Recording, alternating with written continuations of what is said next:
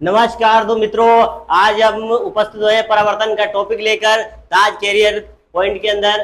देखिए आप, जो महत्वपूर्ण टॉपिक है प्रकाश का परावर्तन, आने वाली सभी भर्तियों के अंदर बहुत ज्यादा महत्वपूर्ण है और इस टॉपिक से कई प्रश्न आपके उठेंगे। पशु परिचर की बात करें और पेपर पुलिस, राजस्थान पुलिस की बात करें, इनमें पुराने पेपरों में देखे गए तो प्रकाश के परिवर्तन के बहुत प्रश्न आए हैं। तो हर प्रश्न आपके लिए बहुत ज्यादा अहमियत रखता है, इंपॉर्टेंट रखता है। जब तक कि हर एक प्रश्न को सोल्व नहीं करेंगे, जब तक हम उसे छोड़ेंगे नहीं, एक भी प्रश्न आपका कटना नहीं चाहिए। सही करने के चार ऑप्शनों में आपको सही करने, क्वेश्चन सही करने का एक दो ही तरीके हैं, या तो आपको तीन गलत पता हो या एक सही पता हो।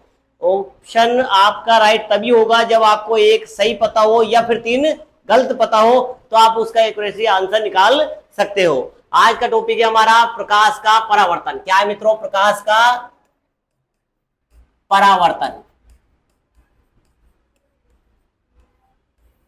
आज का टॉपिक है प्रकाश का परावर्तन, जो आगामी भर्तियों के लिए बहुत ज्यादा इंपॉर्टेंट है। बात कर रहे हैं पेरिस्कोप। पेरिस्कोप किस सिद्धांत पर कार्य करता है? बड़ा लेटेस्ट क्वेश्चन है, बहुत अच्छा क्वेश्चन है पेरिस्कोप। तो आपको एक मित्रों ध्यान रखना है, जब दो समतल दर्पण, दो से अधिक समतल दर्पण, जब दो से अधिक, तो टॉपिक पढ़ रहे थे हम प्रकाश का परावर्तन, और टॉपिक इसमें प्रश्न आया है पेरिस्कोप किस सिद्धांत या किसके सिद्धांत पर कार्य करता है। जब दो समतल दर्पणों की बात करें और 45 डिग्री पर, मोस्ट इंपोर्टेंट ध्यान रखें, पेरिस्कोप में दर्पण कितने डिग्री पर मुड़े बने होते हैं, जुड़े होते हैं? तो ध्यान रखें 45 डिग्री पर जुड़े होते हैं। और पेरिस्कोप किस सिद्धांत पर कार्य करता है? तो मित्रों प्रकाश के परावर्तन के सिद्धांत पर कार्य करता है। प्रकाश का परावर्तन क्या होता है मित्रों? देखो, जब समतल सतह पर प्रकाश की किरण आपतित होती है अभिलंब के सापेक्ष, तो टकराकर पुनः उसी माध्यम में लौट जाती है। जब प्रकाश की किरण एक माध्यम से दूसरे माध्यम की सतह पर आपतित होती है तो टकराकर पुनः उसी माध्यम में लौट जाती है। ये घटना प्रकाश का परावर्तन कहलाता है। तो आपसे पूछा गया पेरिस्कोप किस सिद्धांत पर कार्य करता है? तो प्रकाश के परावर्तन पर। किस पे मित्रों? प्रकाश के परावर्तन पे। आप ध्यान रखें, इसमें दे रखा है यहाँ पे नया, देखिए प्रकाश का प्रकीर्णन। प्रकाश का प्रकीर्णन का अर्थ क्या होता है मित्रों? प्रकाश का फैलना। प्रकाश का फैलना, प्रकाश का फैलना क्या कहलाता है? प्रकाश का विकिरण कहलाता है। प्रकाश का अपवर्तन, जब प्रकाश किरण विरल माध्यम से कहा जाती है मित्रों? सघन माध्यम में। विरल माध्यम से कहा जाती है? सघन माध्यम में। तो अभिलंब की ओर झुक जाती है, अभिलंब की ओर झुक जाती है। अभिलंब की ओर झुक जाती है, घटना क्या कहलाती है? प्रकाश का अपवर्तन कहलाती है। प्रकाश का मुड़ना क्या कहलाता है मित्रों? प्रकाश का मुड़ना क्या कहलाता है? विवर्तन कहलाता है। प्रकाश का मुड़ना क्या कहलाएगा मित्रों? विवर्तन कहलाता है। आपसे पूछा गया पेरिस्कोप किस सिद्धांत पर कार्य करता है? तो आंसर आएगा प्रकाश के परावर्तन पर। किस पर मित्रों? प्रकाश के परावर्तन पर कार्य करता है। दूसरा याद रखना है, पेरिस्कोप बनाने में समतल दर्पणों का उपयोग किया जाता है। ये दर्पण कितने एंगल पर जुड़े होते हैं? 45 डिग्री के एंगल पर जुड़े होते हैं। नेक्स्ट प्रश्न देखेंगे हम मित्रों। यहां पर देखिए दूसरा प्रश्न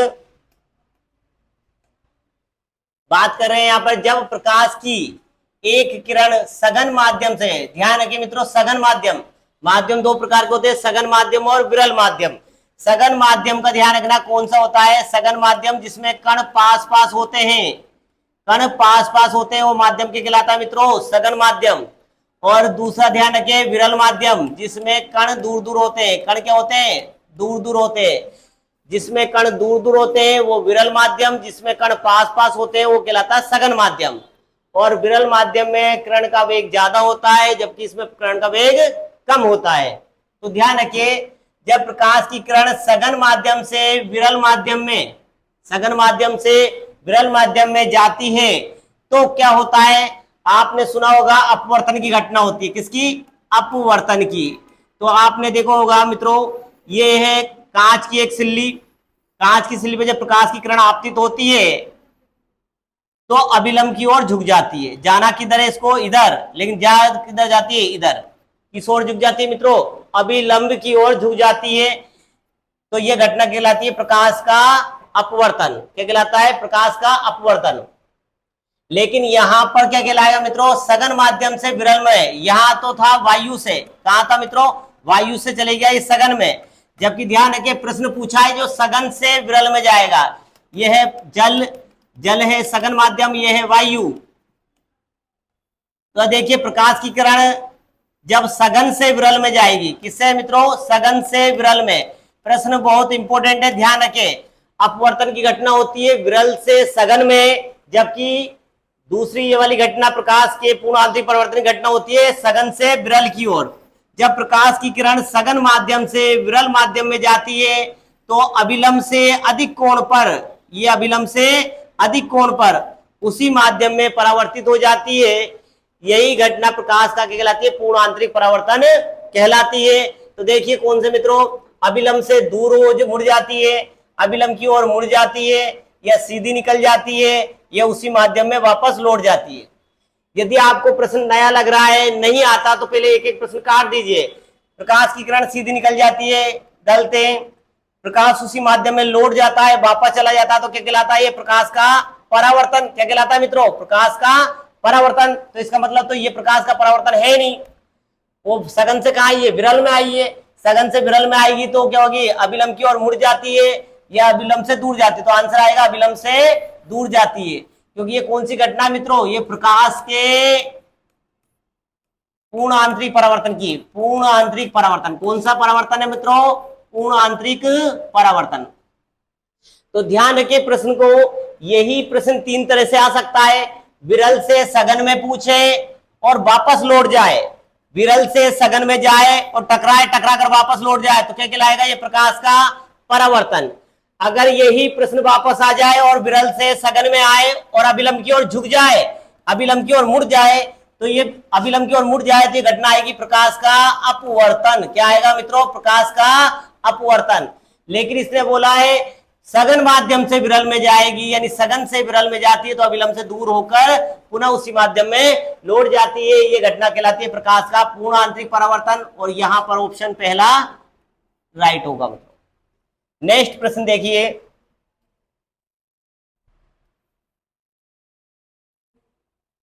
प्रकाश के परावर्तन के संदर्भ में निम्न में से कौन सा कथन सही है? आप तो देखिए प्रश्न को पूरा पढ़िए मित्रों, क्योंकि लास्ट में यहां पर गलत है या सही है, इससे ही आपका प्रश्न गलत और सही हो जाएगा। प्रश्न में दे रखा है निम्न में से परावर्तन, किसकी बात कर रहे हैं? प्रकाश के परावर्तन के संदर्भ में कौन सा कथन सही है? निम्न में से कौन सा कथन प्रकाश के परावर्तन के लिए सही है? तो देखिए प्रकाश की किरण जो किसी सतह पर टकराती है उसे आपतित किरण कहते हैं। जब प्रकाश की किरण किसी सतह से टकराई, यहां से यहां टकराई, तो ये घटना क्या कहलाएगी? प्रकाश का परावर्तन। तो टकराने पर परावर्तन, ये टकराकर वापस जाती है तब परावर्तन होता है मित्रों। तो टकराती है तो क्या कहलाती है? आपतित किरण। बिल्कुल सही है। आने वाली किरण क्या कहलाती है मित्रों? आपतित किरण। पढ़ रखा है आप लोगों ने, क्या कहलाती है ये? आपतित किरण। और आपतित किरण और परावर्तित किरण दोनों एक दूसरे के लंबवत होती है। बिल्कुल गलत है मित्रों, ये एक दूसरे के लंबवत नहीं होती। दूसरा देखिए, आपतन कोण परावर्तन कोण के सदैव बराबर होता है। बिल्कुल सही है मित्रों। कोण आई क्या कहलाता है? आपतन कोण। क्या कहलाता है मित्रों? आपतन कोण। और कोण आर क्या कहलाता है मित्रों? परावर्तन कोण। आपने पढ़ा होगा आपतन कोण, परावर्तन कोण, परावर्तन के नियम पढ़े थे अपन ने। तो परावर्तन के नियम में देखिए कोण आई बराबर कोण आर के होता है, आपतन कोण बराबर परावर्तन कोण के बराबर होता है। तो बिल्कुल सही आंसर है, आपतन कोण परावर्तन कोण के बराबर होता है। पहला ऑप्शन भी बिल्कुल सही था। आने वाली किरण आपतित किरण कहलाती है, जाने वाली किरण परावर्तित किरण कहलाती है। प्रश्न को ध्यान से पढ़े मित्रों। प्रकाश के परावर्तन के संदर्भ में कौन सा कथन सही है? तो आने वाली किरण आपतित किरण कहलाती है। बिल्कुल सही है। एक दूसरे के समतल लंबवत होते हैं। बिल्कुल गलत है। आपतन कोण परावर्तन कोण के बराबर होता है। बिल्कुल सही है। नॉर्मल सामान्य बात करें, आपतित किरण के मध्य कोण परावर्तन कोण कहलाता है। तो सामान्य बात करें तो बिल्कुल सही आंसर कौन से? ऑप्शन ए और ऑप्शन सी, ए और सी। आंसर कौन सा आएगा? फोर्थ। कौन सा नंबर का आएगा मित्रों? Fourth, D. D answer, D से फॉर डॉन। आपका आंसर बिल्कुल सही है, डी आंसर आएगा, ए और सी। अब नया प्रश्न देखिए मित्रों,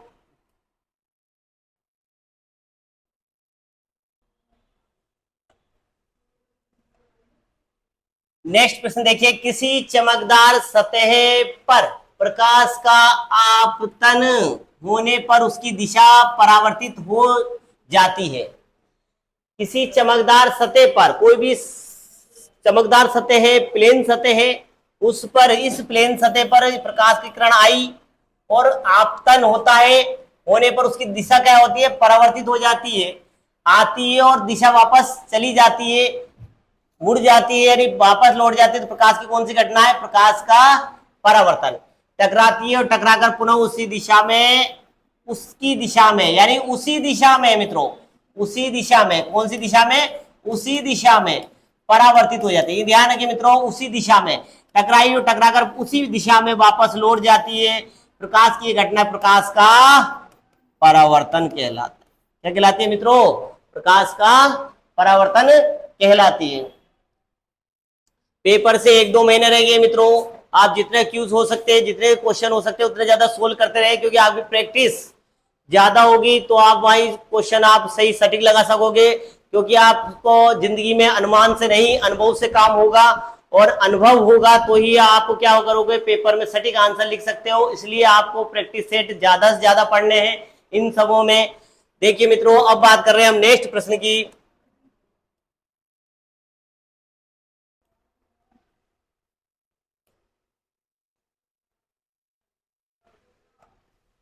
देखो मित्रों, अब बात कर रहे हैं हम, प्रकाश के परावर्तन के नियम लागू होते हैं। प्रकाश के परावर्तन के नियम लागू होते हैं। तो प्रकाश के परावर्तन नियम लागू होते हैं केवल समतल दर्पण पर, केवल अवतल दर्पण पर, केवल उत्तल दर्पण पर, या सभी पर। तो मित्रों ध्यान रखिए, किसी वस्तु का प्रतिबिंब बनना परावर्तन पे डिपेंड करता है। जैसे बात करी हमने प्रकाश के परावर्तन की, तो प्रकाश के परावर्तन की घटना समतल दर्पण पर भी होती है मित्रों, अवतल दर्पण पर भी होती है, उत्तल दर्पण पर भी होती है। इसका मतलब सही आंसर क्या आएगा मित्रों? इन सभी दर्पणों पर परावर्तन की क्रिया होती है। तो ध्यान रखिए, प्रकाश के परावर्तन की क्रिया सभी पर होती है। मोस्ट इंपोर्टेंट क्वेश्चन है मित्रों, ध्यान रखिए। प्रकाश के परावर्तन, ये जरूरी नहीं समतल पर हो, अवतल पर भी होती है, उत्तल पर भी होती है।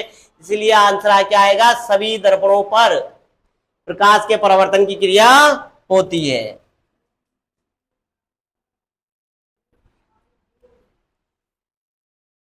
बहुत बढ़िया, बहुत वैरायटी का प्रश्न है मित्रों, बहुत ध्यान से समझना है इस प्रश्न को। और ये आगामी पुरानी भर्तियों में आए हुए प्रश्नों के ही संग्रह से हम निकाल रहे हैं, जिससे आप बेटर से बेटर तैयारी मिल सके। आने वाली भर्ती में ये प्रश्न आपसे छूटे नहीं, उसी का जिक्र हम यह कर रहे हैं। यदि आपतित किरण परावर्तित किरण के मध्य 44 डिग्री का कोण है, कितने डिग्री का एंगल है मित्रों? 44 डिग्री का। आप समझना, वो यूं कहना चाह रहा है कि जैसे आपतित किरण और परावर्तित किरण, ये दो किरण है मित्रों। अब आपतित किरण होगी ये वाली, और ये होगी परावर्तित किरण। अब ये यूं कह रहा है मित्रों कि आपतित किरण और परावर्तित किरण के मध्य जो कोण है, ये वाला कोण आई और कोण आर, क्या कह रहा है? कोण आई प्लस कोण आर, ये दोनों कह रहा है 44 डिग्री के हैं। हमको नियम पता है कि ये दोनों कितने के होते हैं? आई बराबर आर होता है। यानी कहने के बाद मतलब क्या है? या आई कितना निकलेगा मित्रों?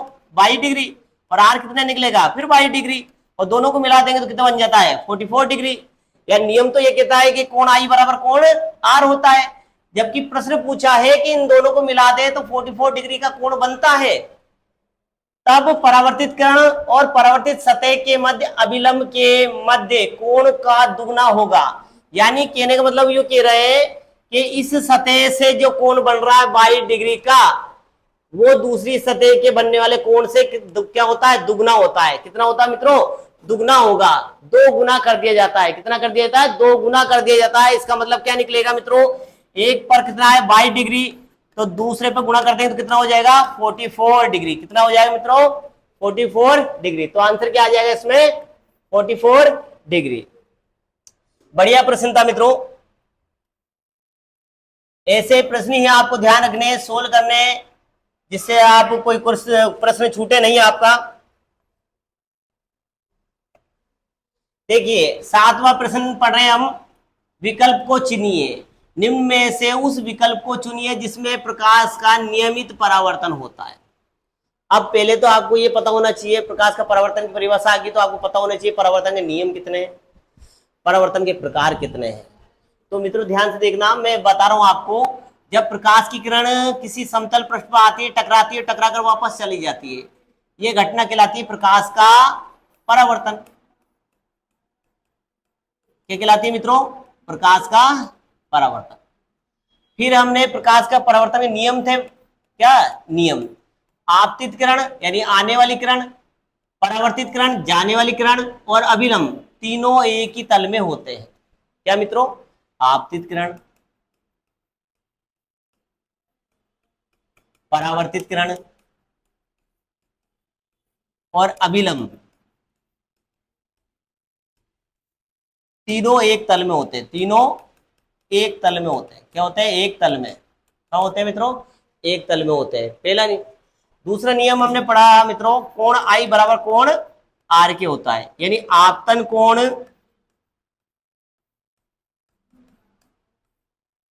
परावर्तन कोण के बराबर होता है।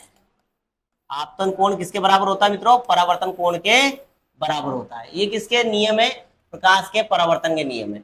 पर यहां पर पूछा है नियमित परावर्तन, तो यहां से आप आगे पढ़ोगे प्रकाश का परावर्तन के प्रकार। क्या है मित्रों? प्रकाश के परावर्तन के प्रकार। समझो गौर से, प्रकाश के परावर्तन के दो, कितने प्रकार का होता है प्रकाश का परावर्तन? दो प्रकार। दो कौन कौन से? एक और दो नहीं, ये तो हर प्रश्न का आंसर हो गया, एक और दो। तो प्रकाश का परावर्तन दो प्रकार से होता है, नियमित परावर्तन और विसरित परावर्तन। नियमित परावर्तन और अनियमित परावर्तन।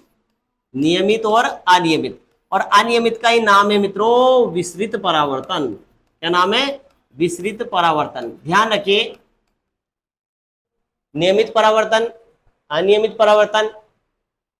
नियमित परावर्तन में क्या होता है? समतल सतह पर जब प्रकाश की किरण आती है, समतल सतह पर जब प्रकाश किरण आपतित होती है तो टकराकर पुनः समान कोण बनाती हुई उसी माध्यम में लौट जाती है। प्रकाश की यह घटना कहलाती है नियमित परावर्तन कहलाती है। जब प्रकाश की किरण किसी समतल पृष्ठ पर आती है, कहां आती है मित्रों? समतल पृष्ठ पर। समतल पृष्ठ पर आती है तो समान कोण बनाती हुई पुनः उसी माध्यम में लौट जाती है। यानी ये किस पे होगा? समतल सतह पर होगा। किस पे होगा? समतल सतह पर समान कोण वेग से लौट जाती है। ध्यान रखिए मित्रों, समान कोण वेग से लौट जाती है। सतह कैसी है आपकी? समतल सतह मित्रों। कौन सी सतह? समतल। कौन सी सतह? समतल। तो ध्यान रखिए, आपको देखिए पूछा नियमित परावर्तन, तो पहले आपको परावर्तन के प्रकार पता होना चाहिए। प्रकार कितने होते हैं? दो, नियमित और अनियमित। अनियमित होगा खुरदरी सतह पर। किस पे होगा मित्रों? खुरदरी सतह पर। खुरदरी बोले तो असमतल। कौन सी आएगी मित्रों? असमतल। कौन सी? असमतल सतह। खुरदरी सतह पे जाती है तो किसका कोण का मान ज्यादा हो जाता है, किसी कोण का मान कम हो जाता है, कोई जल्दी पहुंच जाती है, कोई लेट पहुंचती है। तो खुरदरी सतह पर विसरित या अनियमित परावर्तन होता है। आपसे प्रश्न पूछा गया था, नियमित परावर्तन होता है। चौक पाउडर पर नहीं होगा मित्रों, कागज के टुकड़े पर नहीं होगा, कार्डबोर्ड की सतह पर नहीं होगा, पॉलिश की हुई लकड़ी जो चिकनी होती है, मैंने थोड़ी देर पहले बोला समतल सतह, जो कांच की तरह समतल है, चिकनी है, उस सतह पर तो पॉलिश लगी हुई लकड़ी पर प्रकाश का क्या होता है? परावर्तन। और परावर्तन तो होता है मित्रों, पर कौन सा होता है? नियमित परावर्तन। कौन सा आ जाएगा? नियमित। आपसे पूछ ले किसी सिनेमा घर में एकदम रोशनी होना, विस्तृत परावर्तन है। कमरे में खिड़की खोल देना, पूरा कमरे का उजाला हो जाना, विस्तृत परावर्तन है। पर हम टॉपिक क्या पढ़ रहे हैं? यहाँ पर पढ़ा हमने क्या? नियमित परावर्तन। तो क्वेश्चन आंसर क्या आएगा? चिकनी मेज पर होने वाला परावर्तन नियमित परावर्तन कहलाता है। मैंने आपको दो ही तरीके बताए। क्वेश्चन अगर नया आ जाता है तो आप पहले गलत छाटिए। अगर आपको पता लग गया, तीन गलत ऑप्शन पता लग जाएंगे तो डेफिनेटली एक आंसर बिल्कुल सही निकाल दोगे। आपको या तो सही पता हो या फिर 3 गलत पता हो। आपको 3 गलत है, 3 गलत कर दिए तो एक सही अपना आप निकल जाएगा। ठीक है मित्रों, आगे बढ़ते हैं हम।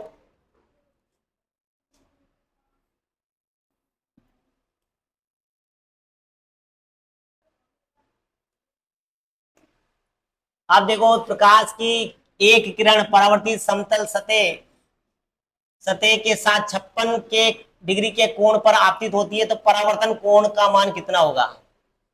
बार बार ये प्रश्न आ रहा है मित्रों, और आपसे गलत होना नहीं चाहिए किसी कंडीशन में, क्योंकि सही प्रश्न को भी आप गलत कर दोगे तो यूं समझ लिए आप 10-15 हजार बच्चों से पीछे हो जाओगे। क्यों? क्योंकि जो सही क्वेश्चन आप राइट कर लोगे, सरल क्वेश्चन आप राइट करोगे और कहोगे मैंने बहुत अच्छा पेपर करा, अरे वो तो पूरा राजस्थानी करेगा सरल क्वेश्चन। तो ध्यान रखिए, वेराइटी वाले क्वेश्चन भी आपके गलत नहीं होने चाहिए, तभी आप वो 10,000 बच्चों से आगे निकल पाओगे।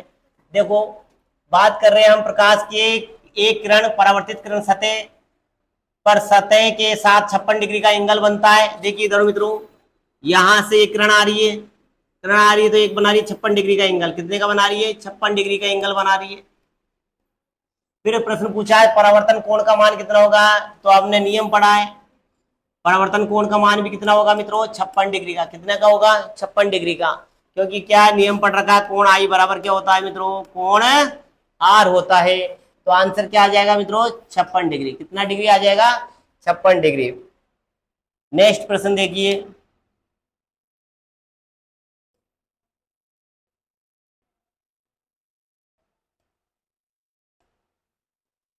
हाँ तो मित्रों देखिए, अब नया क्वेश्चन, हमें वास्तविक सूर्योदय कुछ समय या कुछ मिनट पूर्व दिखाई देने लग जाता है, यह प्रकाश की कौन सी घटना है। अब आपको बताएं, वास्तविक सूर्योदय 2 मिनट पहले दिखाई देने लग जाता है, छिपने के बाद भी हमें 2 मिनट तक ऊपर दिखाई देने लग जाता है। कारण क्या है इसका? वास्तविक प्रतिबिंब की जगह आभासी प्रतिबिंब बन जाता है। क्या बन जाता है मित्रों? आभासी प्रतिबिंब। कैसा प्रतिबिंब बन जाता सूर्य का? ये तो वास्तविक सूर्य है। क्या है? वास्तविक सूर्य। वास्तविक सूर्य।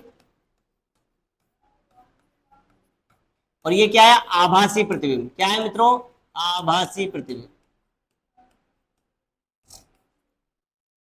क्या बन जाता है? आभासी प्रतिबिंब बन जाता है। तो 2 मिनट ये समय से पूर्व दिखना कब चाहिए? 2 मिनट। लेकिन दिखने कब लग जाता है? 2 मिनट पहले ही दिखने लग जाता है। 2 मिनट का अंतराल आ जाता है। तो ध्यान रखिए, ये दिखने का कारण क्या है? तो प्रकाश का अपवर्तन। क्या है मित्रों? प्रकाश का अपवर्तन। अब आपको पता चले कि प्रकाश का अपवर्तन कैसे है, तो आपने पढ़ा होगा, जब प्रकाश की किरण विरल माध्यम से सघन माध्यम में जाती है तो अभिलंब की ओर मुड़ जाती है। अभिलंब की ओर मुड़ जाती है। प्रकाश की यह घटना क्या कहलाती है? प्रकाश का अपवर्तन कहलाती है। विवर्तन क्या होता है? प्रकाश का किसी माध्यम से मुड़ जाना। प्रकीर्णन क्या होता है? प्रकाश का फैलना। पूर्ण आंतरिक परावर्तन क्या होता है? सघन माध्यम से विरल माध्यम में प्रवेश करना। तो ध्यान रखिए, आपको यह भी पता होगा तो भी आप ये आंसर निकाल सकते थे। देखो, प्रकाश का फैलना, प्रकाश का फैलना, जैसे मैंने बोला आकाश नीला दिखाई देता है, जैसे बात करी हमने, आकाश नीला दिखाई देता है। फिर विवर्तन, प्रकाश का मार्ग से मुड़ना, मार्ग से मुड़ना। जैसे कमरे में टीवी चल रही है, कमरा बंद है, फिर भी आप अंदर से नीचे से रोशनी से पहचान लेते हो कि अंदर कोई ना कोई टीवी चला रहा है। तो प्रकाश का मुड़ना क्या कहलाता है? विवर्तन कहलाता है। पूर्ण आंतरिक परावर्तन क्या होता है? सघन माध्यम से विरल माध्यम में। सघन माध्यम से कहा जाता है मित्रों? विरल माध्यम में। सघन माध्यम से कहा जाता है विरल माध्यम में। तो क्या कहलाता है? ये पूर्ण आंतरिक परावर्तन कहलाता है। इसके एग्जाम्पल याद रखना मित्रों, ये प्रश्न भी बहुत इंपॉर्टेंट है। इसके एग्जाम्पल याद रखना, हीरे का चमकीला दिखा देना, हीरे का चमकीला दिखा देना, मृग तृष्णावन, अने या मरीचिका, चटके हुए कांच का, कांच का चमकीला। प्रकाश तंतु की बात करें, दूसरा बात करें एंडोस्कोपी मित्रों, एंडोस्कोपी।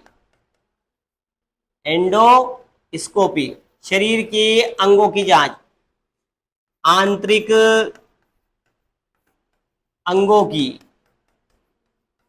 जांच में, तो आंतरिक अंगों की जांच में किसका उपयोग किया जाता है? एंडोस्कोपी में। और एंडोस्कोपी में कौन सा परावर्तन होता है मित्रों? पूर्ण आंतरिक परावर्तन। तो आपको ध्यान रखिए, एक ही प्रश्न से आपके 4 प्रश्न सोल्व हो रहे हैं। आपको 4 लाइनें महत्वपूर्ण, आने वाले आगामी पेपरों की 4 लाइनें आपको तैयार हो रही है।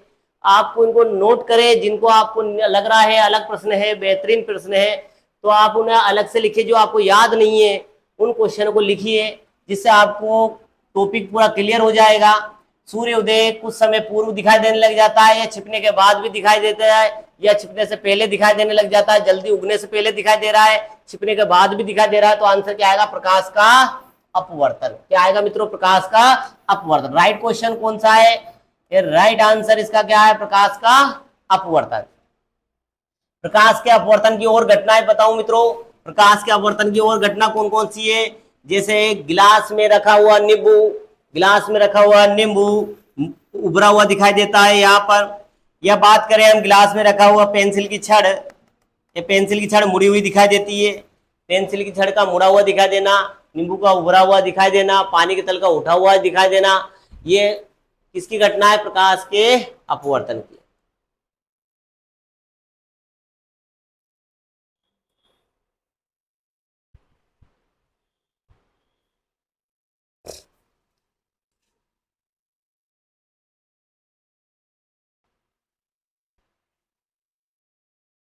देखो मित्रों, अब एक प्रश्न देखो। जब चंद्रमा क्षैतिज के समीप होता है तो 10 के कारण बड़ा प्रतीत होता है। तो यहाँ पर थोड़ी मिस्टेक हुई मित्रों, स्किप करते हैं हम इस प्रश्न को। आगे नेक्स्ट प्रश्न बढ़ेंगे, इसमें मिस्टेक हुई। चंद्रमा क्षैतिज के समीप हो तो क्षैतिज में उसे बड़े होने का कारण पूछा है। ये प्रश्न मिस्टेक में है, थोड़ा राइटिंग में, टाइपिंग में मिस्टेक है, कोई दिक्कत नहीं है। हम दूसरा प्रश्न ले लेंगे मित्रों।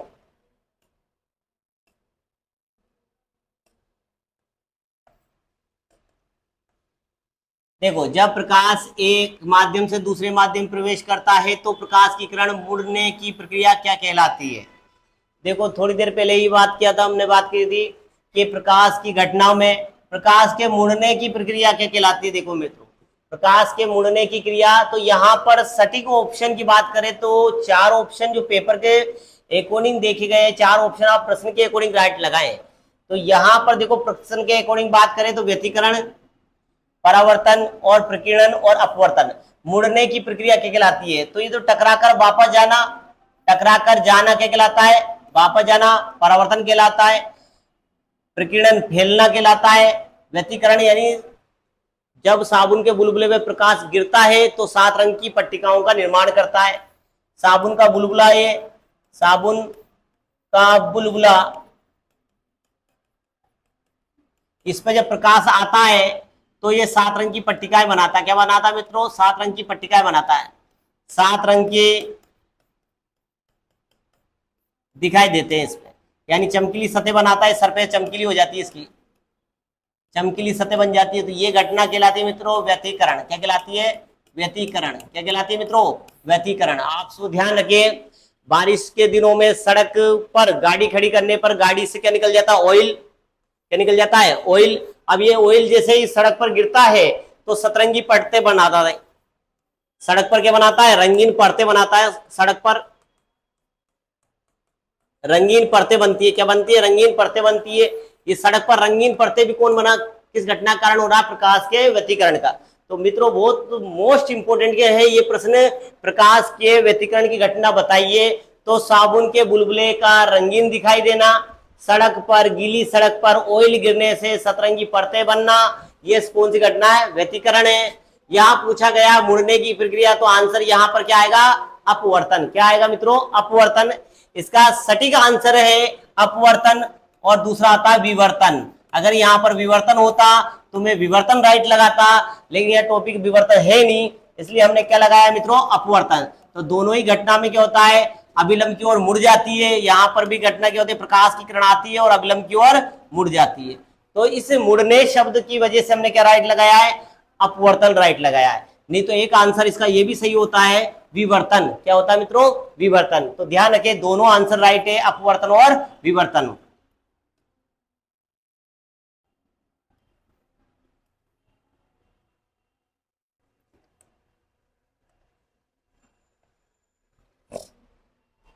निम्न में से किस घटना को प्रकाश के अपवर्तन के लिए जिम्मेदार नहीं ठहराया जा सकता?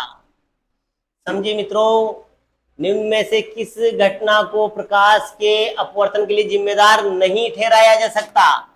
इसका मतलब है प्रकाश के अपवर्तन की वो घटना नहीं है। तो देखो, आपने उदाहरण पता है आपको, इंद्रधनुष भी प्रकाश के अपवर्तन परावर्तन विक्षेपण घटना है। तारों का जगमगाना है यानी चमकना, सितारों का टिमटिमाना, ये भी क्या है? अपवर्तन है। ये भी अपवर्तन है। और ये मृत तृष्णा भी क्या है? एक अपवर्तन परावर्तन की घटना है। तो आंसर क्या आएगा? जिम्मेदार नहीं ठहराया जा सकता लाल शिफ्ट। कौन सा आएगा आंसर मित्रों? लाल शिफ्ट का परिवर्तन, लाल रंग का परिवर्तन होना क्या है? एक प्रकार से लाल शब्द, लाल जो रंग है, लाल रंग का विस्थापन, लाल रंग का विस्थापन हो गया है। इस विस्थापन की घटना में कौन जिम्मेदार नहीं है? अपवर्तन जिम्मेदार नहीं होगा।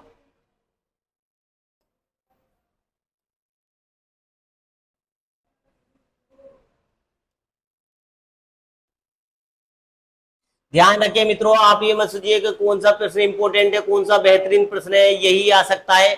आपको हर प्रश्न को इस तरह पढ़ना है जिसे वो पेपर में आ सकता है। खुश नसीब वह नहीं होते जो हर वक्त बेहतरीन ढूंढते हैं। खुश नसीब वह नहीं होते जो हर वक्त बेहतरीन ढूंढते हैं। खुश नसीब वही होते हैं जो हर चीज को बेहतरीन बना देते हैं। तो ध्यान रखिए मित्रों, आप शोर देखते देखते इसका वीडियो देख लिया यूट्यूब पे, उसका वीडियो देख लिया, उसके प्रश्न देख लिए, उसके प्रश्न देख लिया। अरे भाई, किसी के भी प्रश्न एक बार ढंग से देखो, उनको याद करो, उनको लिखो, तो आपका पेपर वहीं से बैठ जाएगा। और आप तो हर 2-2, 3-3 मिनट में, 1-1, 2-2 घंटे में 10-15 वीडियो अलग अलग देखते हो और उनको याद रख नहीं पाते। तो आप एक ही का वीडियो देख के ढंग से तैयारी करें उसकी, और एनालिसिस करें कि किस तरह के प्रश्न दे रहे हैं, किस तरह के प्रश्न बता रहे हैं, हम उनको एनालिसिस करें। देखो, अब प्रश्न है, एक दूसरे के लंबवत समतल दर्पणों के बीच एक पेन रखा है। पेन से निर्मित प्रतिबिंबों की संख्या कितनी होगी? तो मित्रों, पहले तो प्रश्न के अंदर दो चीज देखिए। एक तो बात कर रहे हैं हम समतल दर्पण की, और फिर दूसरी बात कर रहे हैं लंबवत। लंबवत का अर्थ होता है समकोण में। या बात करें सीधा सीधा 90 डिग्री के, इसकी बात करें 90 डिग्री के, दो समतल, दो दर्पणों की बात करें, और जो कि उनके बीच में वस्तु रखी है, एक पेन रखा है, और पेन से बनने वाले प्रतिबिंबों की संख्या कितनी होगी? तो पहले तो आपको प्रतिबिंबों की संख्या का सूत्र पता होगा। प्रतिबिंबों की संख्या का सूत्र क्या होता है? 360 डिग्री बटा थीटा माइनस 1। ये किसका? प्रतिबिंबों की संख्या का सूत्र है। लेकिन ध्यान रखिए मित्रों, जब संख्या सम होगी, सम संख्या होने पर -1 करते हैं। सम संख्या होने पर क्या करते हैं मित्रों? -1 करते हैं। विषम में कोई परिवर्तन नहीं करते। विषम संख्या में कोई परिवर्तन नहीं करते मित्रों, परिवर्तन नहीं करते। ध्यान रखिए, विषम संख्या में कोई भी परिवर्तन नहीं किया जाएगा, सम संख्या आने पर ही परिवर्तन किया जाएगा। जैसे मान लो कि कोई कहता कि 360 डिग्री वस्तु है, बात करें थीटा डिग्री बोल दिया उसने 6 पर, 60 डिग्री पर, तो क्या हो गया? 6×6 = 36, तो ये 6 आ गया। 6 में से क्या कर दोगे? 1 घटा दोगे, कितना आ जाएगा? 4 आ जाएगा। 6 में से 1 चल जाएगा, सॉरी, क्या आ जाएगा? 5 आ जाएगा। तो अगर यहाँ पर 9 होता, 10 होता, और कुछ होता, या 4 होता, तो हम उसे चेंज नहीं करते। यानी विषम होता तो चेंज मत करना है, सम आएगा तो -1 करना है। जैसे बात करिए मित्रों, यहां पर कितना दिया? थीटा कितना दे रखा है? देखो, थीटा दे रखा है 90 डिग्री, यहां कितना दे रखा है? 90 डिग्री। तो 360 डिग्री बटा 90 -1, पहले इसको काट दिया हमने, कितना आ गया? 4 9 चौक 36, 4 - 1 कितना आ जाएगा मित्रों? 3। कितना आ जाएगा? 3। तो ध्यान रखिए, यदि सम है तो -1 होगा, और विषम में -1 नहीं होगा। विषम प्रतिबिंब आने पर -1 नहीं होगा, सम प्रतिबिंबों की संख्या पर -1 होगा। जैसे आंसर क्या आ जाएगा मित्रों? इसमें 3। क्या आ जाएगा? 3। क्लियर? मेरी बात समझ में आई मित्रों? प्रतिबिंबों की संख्या याद करने का फॉर्मूला क्या है? 360 बटा थीटा। कितना है? 360 बटा थीटा। और -1 तो कब करते हैं? जब सम संख्या होगी। क्या होगी? सम। सम प्रतिबिंबों की संख्या होगी तो -1 करते हैं, अन्यथा -1 नहीं करते। ठीक मित्रों, आगे देखिए नेक्स्ट प्रश्न।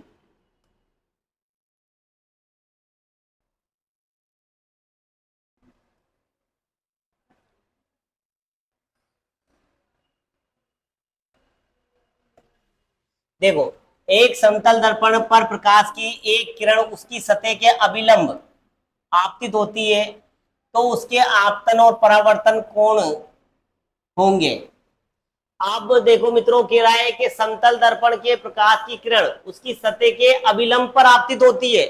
आप देखो, थोड़ी देर पहले आपने परावर्तन पढ़ा था, यह अभिलंब होता है। क्या होता है मित्रों? अभिलंब।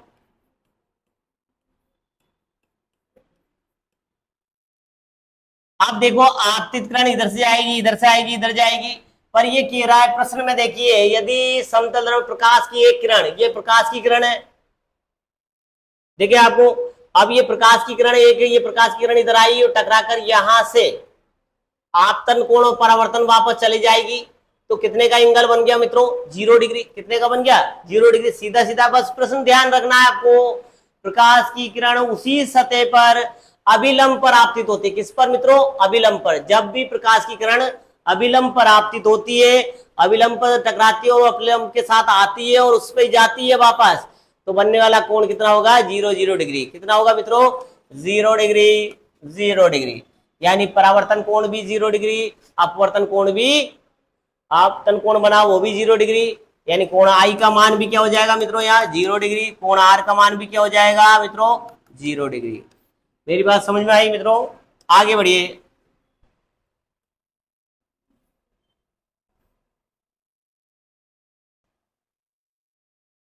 अब बात कर रहे हैं, देखो मित्रों, प्रकाश की एक किरण समतल दर्पण पर 15 डिग्री के कोण पर आपतित होती है तो चित्र में दिखाया गया एक्स का मान। तो देखो मित्रों, चित्र कैसा है इसका? ये अभिलंब बन गया हमारा। अब हमने देखो, यहां से प्रकाश की किरण आई, ये एक्स किरण आ गई और टकराकर पुनः उसी माध्यम में लौट जाती है प्रकाश की घटना। ये क्या कहलाती है मित्रों? आपतित किरण। ये क्या कहलाएगी मित्रों? परावर्तित किरण। यहां पर कोण कौन सा मित्रों? आई। तो ये कोण कौन सा है? आर। अब देखो मित्रों, क्या कह रहा है वो, जिसे क्या बोला उसने? एक्स। क्या बोला है? एक्स। के 15 डिग्री के समतल दर्पण 15 डिग्री पर आपतन कोण, आपतन कोण का मान कितना है मित्रों? 15 डिग्री। कितना है? 15 डिग्री। आपतन कोण का मान कितना है? 15 डिग्री। तो एक्स कोण यानी एक्स का मान कितना होगा? तो यहाँ पे पूछा है कोण कितना होगा, तो आपको पता होगा आपतन कोण बराबर क्या होता है मित्रों? Very easy question. आपतन कोण बराबर परावर्तन कोण के, तो कौन सा आ जाएगा आंसर इसमें? फिर कौन सा आता? 15 डिग्री। और लेकिन फिर अगर वो ऑप्शन दे देगा यहाँ पर, यहाँ पर बताइए शेष बचे कोण का मान। अगर वो ये क्वेश्चन में ऑप्शन में या 15 डिग्री होता तो आप पहले का मानते, एक्स यह मानते, तो क्या आ जाता? यहाँ क्या आता मत मित्रों? 15 डिग्री। पर हमारे ऑप्शन में 15 है नहीं, इसका मतलब क्या है? ये सिंबल कहाँ दे रखा है? एक्स यहाँ दे रखा है। एक्स कहाँ दे रखा है? यहाँ, क्योंकि ये 15 का है, ये 15 का, तो ये भी किसका हो जाएगा? 15 डिग्री का। तो एक्स का कोण पूछा, इस वाले का पूछता, अगर ये एक्स यहाँ की जगह यहाँ होता तो क्या आंसर आता? देखो मित्रों, ये देखो, ये कितना है? 90 डिग्री। अब 90 डिग्री में से क्या घटा दोगे? 15 डिग्री। तो ऑप्शन आपका राइट हो जाएगा। 90 में से आपने 15 घटा दिए, कितना बच गया मित्रों? बताओ जल्दी। 5 आ गए, 8 में जाएगा तो 7 आ गए, तो कितना आ गया? 75 डिग्री। कौन सा आंसर आएगा मित्रों? 75 डिग्री। प्रश्न समझिए, उसने बोला है कि निम्न चित्र दर्शा दिया, एक चित्र दे दिया और वो कह रहा है एक्स मैंने यहाँ रख दूं, अगर यहाँ रखता ये 15 डिग्री का है, तो ये एक्स अगर यहाँ रहेगा तो कितना हो जाएगा? ये भी 15 डिग्री का। अगर वो एक्स यहाँ होता तो कितने का होता? यहाँ वाला कोण कितने का होगा? 90 माइनस 15 कर देना, तो कौन सा आंसर आ जाएगा मित्रों?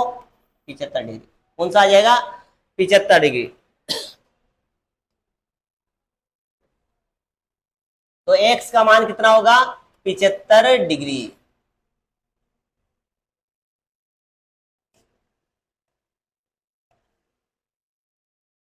हाँ, तो एक लकड़ी, एक लड़की एक दर्पण के सामने खड़ी है।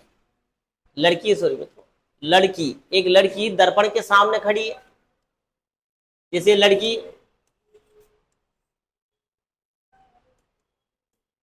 ये दर्पण आ गया। एक लड़की दर्पण के सामने खड़ी हुई है और यह देखती है कि वह कहीं भी खड़ी हो उसका प्रतिबिंब प्रतिबिंब हमेशा सीधा, हमेशा क्या मित्रों, ये तो हटाओ, ये तो क्वेश्चन का मान वापस क्वेश्चन अंक रिपीट हो गया है।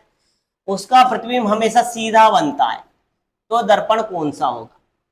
तो प्रतिबिंब कैसा बनेगा मित्रों? सीधा बन रहा है, तो दर्पण कौन सा होगा? तो दर्पण कौन सा होगा मित्रों? समतल और उत्तल, समतल और उत्तल। यदि यहाँ पर समतल नहीं होता तो उत्तर पर राइट लगाते हैं, उत्तल और समतल दोनों है, इसलिए हम क्या लगाएंगे?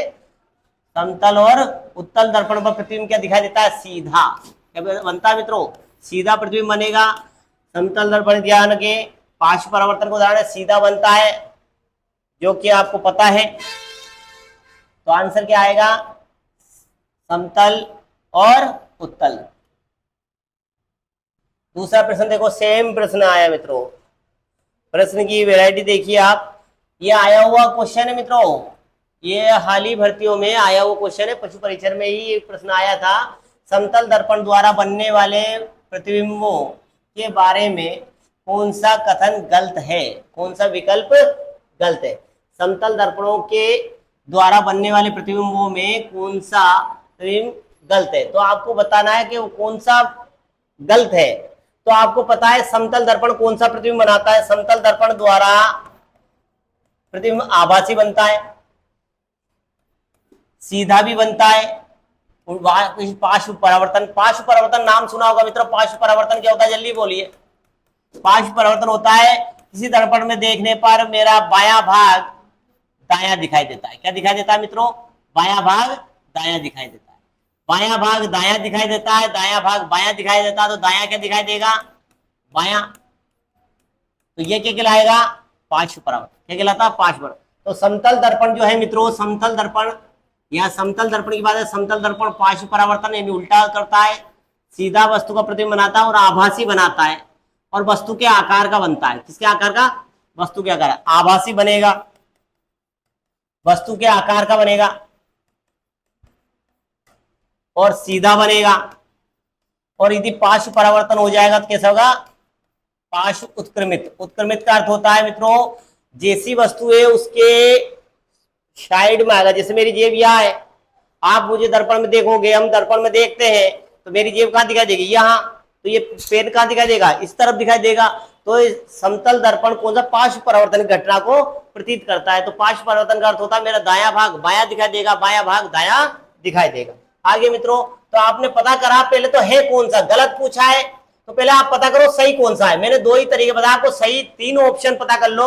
ये भी सही है किसका? प्रकाश के समतल दर्पण का। ये भी प्रकाश के समतल दर्पण का, और ये भी प्रकाश। तो कौन सा गलत है इसमें? गलत कौन सा मित्रों? गलत। तो गलत कौन सा मित्रों? वस्तु। कौन सा है? वास्तविक प्रतिबिंब। कौन सा गलत होगा आंसर? ये आंसर बिल्कुल गलत है, गलत आंसर है, उत्तर है कौन सा? वास्तविक। क्योंकि इसमें मित्रों, इसमें वास्तविक नहीं होता। कौन सा होता है इसमें? आभासी। कौन सा आएगा मित्रों? आभासी। तो मित्रों इस तरह के प्रश्न देखिए, कितना बढ़िया वैरायटी के प्रश्न है। आपको यदि ये पता होगा तो ये आप ये तीन ऑप्शन काट दोगे, तीन ऑप्शन पता चल जाएगा कि तो ये समतल दर्पण का आंसर है सही। तो जबकि वास्तविक प्रतिबिंब तो आता ही नहीं है, क्योंकि वास्तविक प्रतिबिंब ये बनाएगा नहीं। तो कौन सा बनाता है? आभासी बनाता है। तो आंसर क्या आएगा इसमें? वास्तविक। गलत पूछा है इसमें, गलत। सही नहीं पूछा, सही तो तीनों है।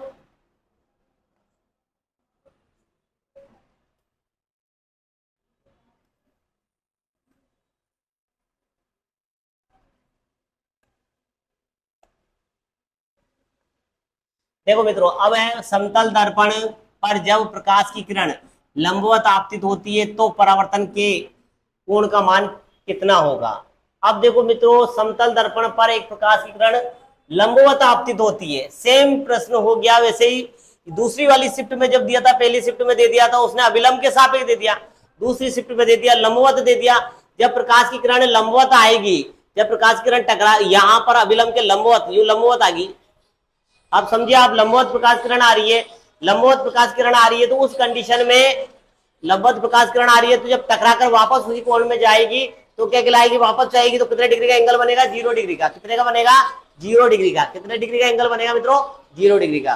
तो कितने डिग्री का 0। तो आपसे ध्यान रखिए, जिसने पूछा लंबवत पूछे या अभिलंब का पूछे, लंबवत पूछे या अभिलंब का पूछे, तो कौन सा आंसर आएगा? 0 डिग्री। कितने डिग्री का एंगल बनता है? 0 डिग्री का। कितने डिग्री का एंगल बनता है? 0 डिग्री। अब नेक्स्ट, ये गलत है ऑप्शन।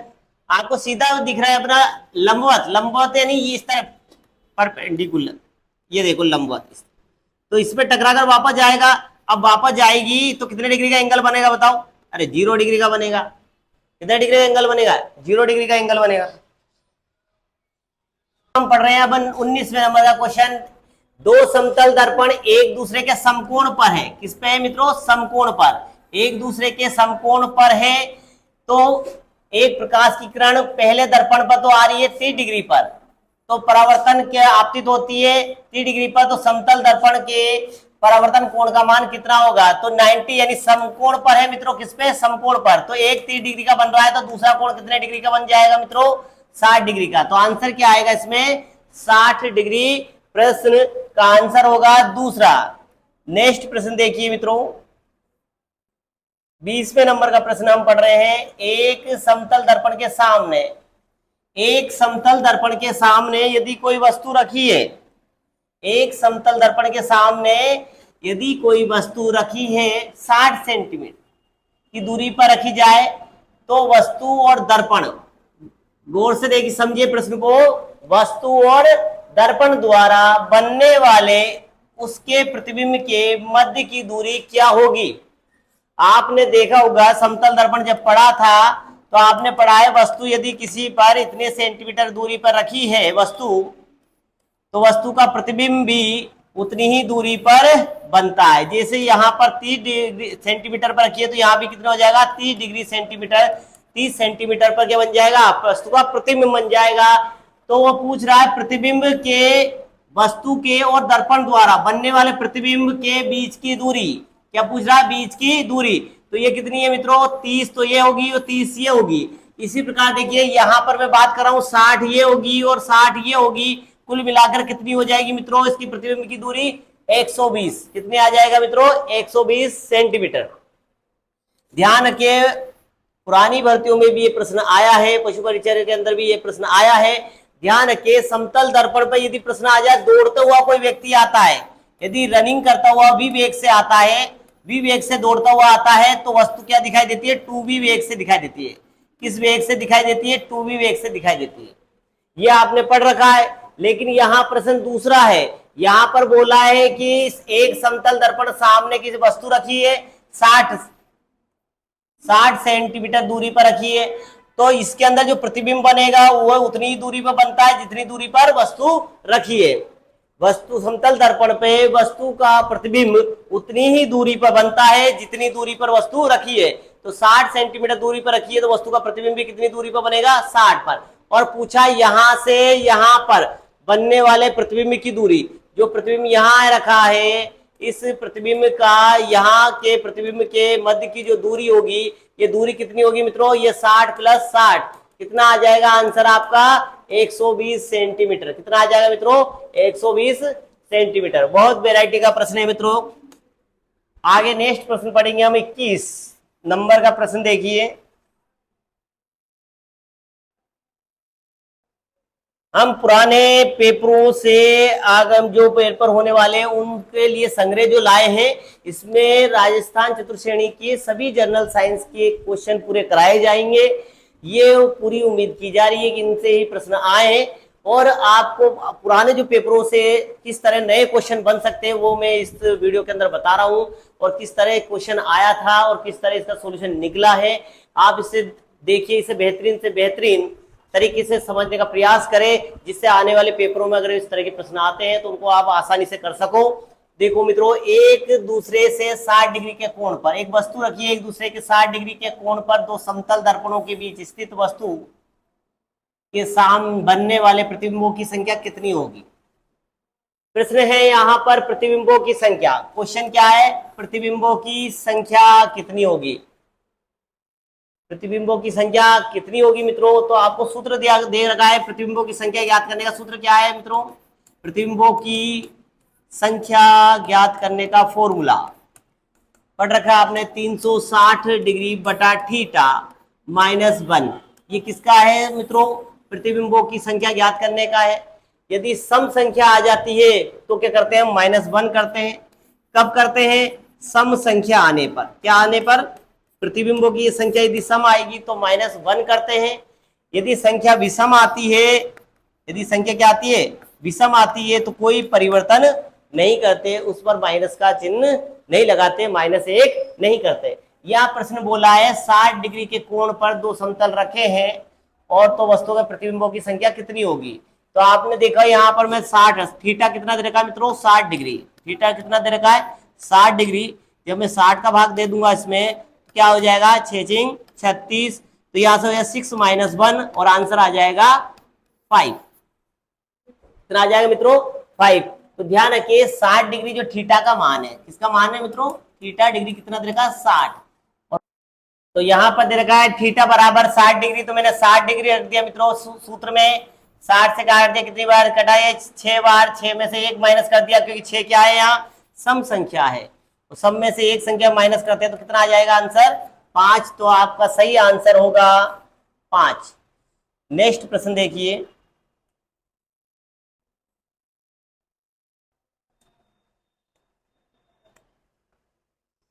22वें नंबर का प्रश्न है, एक आपतित किरण समतल दर्पण से परावर्तित किरण के मध्य कोण 60 डिग्री का है। कितने डिग्री का है? 60 डिग्री का।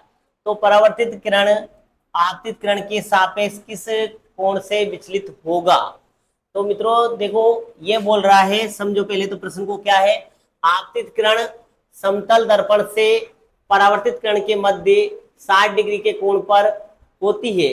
तो आपतित किरण देखो यहाँ पर, ये तो हो गया आपका अभिलंब, यहां से होगी आपतित किरण, ये आ गया आपकी आपतित किरण। तो एक आपतित किरण समतल दर्पण पर परावर्तित किरण के मध्य, ये परावर्तित किरण होगी, ये आपतित किरण होगी। ये आपतित है, ये परावर्तित है, ये अभिलंब है, तो ये हो गया आपतित किरण। पहले समझो प्रश्न को। आपतित किरण, दूसरा क्या दे रखा है उसने? परावर्तित किरण। तो आपसे देखिए, आपतित किरण के मध्य कोण कितना डिग्री का है? आपतित दर्पण से आपतित किरण एवं समतल दर्पण से परावर्तित किरण, आपतित किरण और परावर्तित कोण के मान कितना है? 60 डिग्री का। ये दोनों कोणों का मान कितना दे दिया मित्रों? प्रश्न को समझिए, आपतन कोण नहीं दे रखा, यहाँ दोनों ही बात की जा रही है। आपतित किरण का भी बोल रहा है, परावर्तित किरण की भी बोल रहा है, और उनके मध्य क्या है? कोण 60 डिग्री का है। अगर ये 60 का हुआ, टोटल 60 का हुआ, कोण आई प्लस कोण आर दोनों ही 60 डिग्री के हो गए, तो ये कोण कितने का हो जाएगा मित्रों? 30 डिग्री का। और ये कोण भी कितने का हो जाएगा? 30 डिग्री का। तो ये कोण भी 30 डिग्री का हो जाएगा मित्रों, और ये कोण भी 30 डिग्री का हो जाएगा।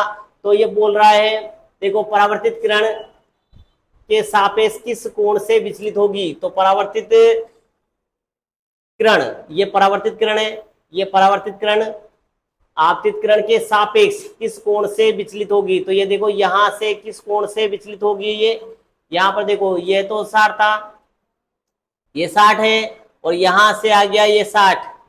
तो कितना हो गया मित्रों? ये बचा यहाँ पर कितने का था? 90 का। 90 में से 30 गए तो कितने बच गए? 60 डिग्री। कितने बच गए मित्रों? 60 डिग्री। तो यहाँ पर देखिए ये 60 डिग्री और बचा जो 60 डिग्री, तो कितना आ जाएगा आंसर? 120 डिग्री। कितना आ गया? 120 डिग्री। अगर कुल पूछता है, कुल पूछेगा तो कितना हो जाएगा? 120 डिग्री। और यदि यहाँ पर पूछेगा तो आंसर क्या आ जाएगा? 60 डिग्री। तो दोनों ही प्रश्न देखो, आपतित किरण के सापेक्ष किस कोण से विचलित हुई है, तो कुल आ जाए तो कुल कितना आएगा आंसर? कुल आएगा 120 डिग्री। और केवल आ जाए, केवल केवल आए तो आंसर क्या आता है? 60 डिग्री। केवल आएगा तो 60 डिग्री आंसर आएगा।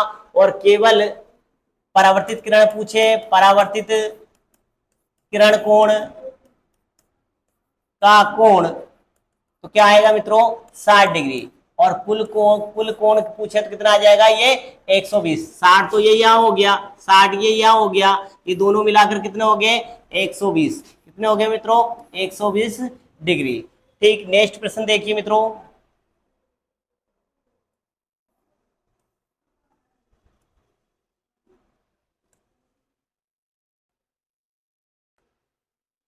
अब बात करें नेक्स्ट प्रश्न की, समतल दर्पण द्वारा बना प्रतिबिंब सदैव होता है।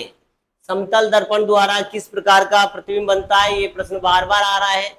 आप ध्यान रखिए, समतल दर्पण में बनने वाले प्रतिबिंब की विशेषता क्या होती है। तो एक तो क्या होता है, सीधा होता है। समतल दर्पण प्रतिबिंब कैसा बनाता है, सीधा बनाता है, आभासी बनाता है,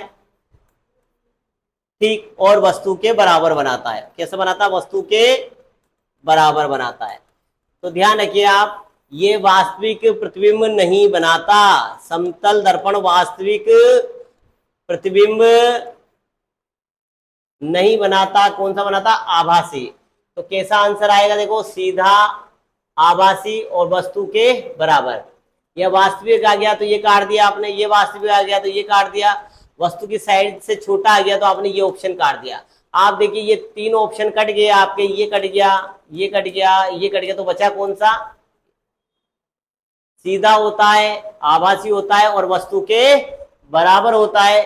ये किसकी विशेषता है, समतल दर्पण की विशेषता है। किसकी विशेषता है मित्रों, समतल दर्पण की।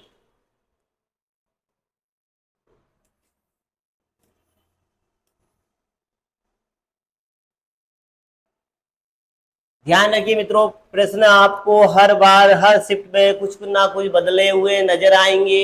एज इट इज ऐसे ही नहीं, आपको समझना है प्रश्न किस प्रकार से पूछा जा रहा है, उसका आंसर किस प्रकार से निकलेगा। रटने का प्रयास ना करें, समझने का प्रयास करें। अगर आप समझकर क्वेश्चन को ध्यान देकर समझ कर सोल्व करोगे तो आने वाले प्रश्न बिल्कुल एक्यूरेट राइट हो जाएंगे आपके। और आपने रटने का प्रयास किया तो वही जैसे ही गवर्नमेंट ने प्रश्न बदला, लाइन चेंज करी और आपका आंसर चेंज हो जाएगा।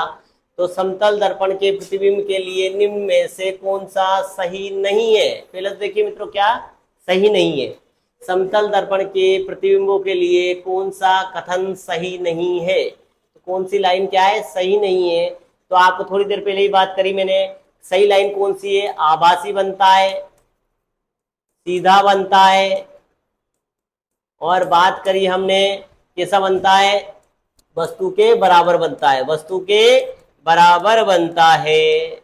लेकिन यहां पर देखिए, प्रतिबिंब हमेशा, आप देखो, प्रतिबिंब का आकार वस्तु के आकार के बराबर होता है, ये बात सटीक है।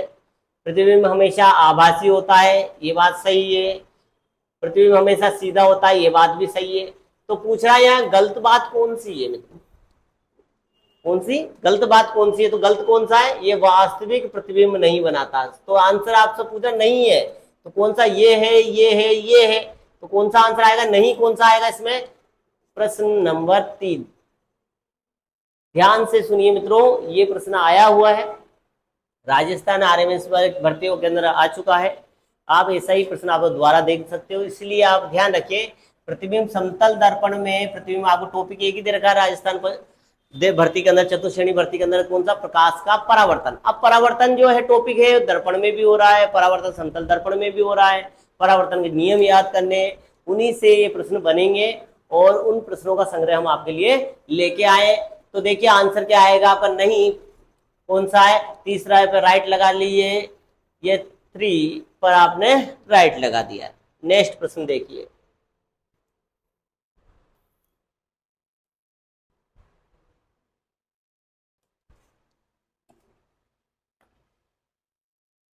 एक कला दीर्घ के कलाकृति को समांतर दर्पण के मध्य रखी गई है। कोई सी भी कलाकृति है या कोई सी भी वस्तु है, उसे समतल दर्पण के समतल समांतर, ये वस्तु समांतर, ये दर्पण रख दिया, समतल दर्पण के मध्य रखिए। 2 समांतर समतल दर्पण, एक समांतर एक दर्पण, ये ना, ये 2 दर्पण हो गए, ये 2 दर्पण हो गए। 2 समतल दर्पण के समांतर ये वस्तु रख दी, ये लो, ये वस्तु रख दी हमने। या कोई भी व्यक्ति खड़ा है, यहाँ पर देख लो, कोई भी व्यक्ति खड़ा है, अभी कोई व्यक्ति खड़ा है, तो इसके प्रतिबिंबों की संख्या कितनी होगी। तो आपको मैंने बता रखा है, जब 2 समतल दर्पण समांतर होंगे, क्या होंगे मित्रों, समांतर, इस तरह समांतर होंगे या इस तरह, अगर इस तरह दर्पण हो और यहाँ वस्तु रख दी गई हो तो प्रतिबिंबों की संख्या अनंत बनती है। कितनी बनती है मित्रों, अनंत। क्या आएगा आंसर, अनंत। डी 4th आंसर आपने लगा डाला तो लाइफ आपकी जिंगल आ रहा। तो देखिए बिल्कुल सही आंसर मिलेगा मित्रों, फोर्थ आंसर, बहुत इंपॉर्टेंट क्वेश्चन है, ABM, अति भयंकर मोस्ट। क्या है मित्रों आंसर? क्वेश्चन देखिए आपका ABM है, ABM का मतलब अति भयंकर मोस्ट, बहुत इंपॉर्टेंट क्वेश्चन है। ये प्रश्न वापस पूछा जा सकता है कि दो समांतर दर्पण के मध्य यदि वस्तु रखी है तो वस्तु के प्रतिबिंबों की संख्या कितनी बनेगी? अनंत बनेगी, इन्फिनिटी बनेगी। तो इन्फिनिटिव ध्यान रखिए, 0 डिग्री, 10 डिग्री, 30 डिग्री, इस तरह भी देते हैं, 0 डिग्री, 60 डिग्री, 9 डिग्री, 90 डिग्री। तो आंसर क्या आएगा? इन्फिनिटिव। क्या आएगा मित्रों? इन्फिनिटिव। इन्फिनिटिव यानी अनंत।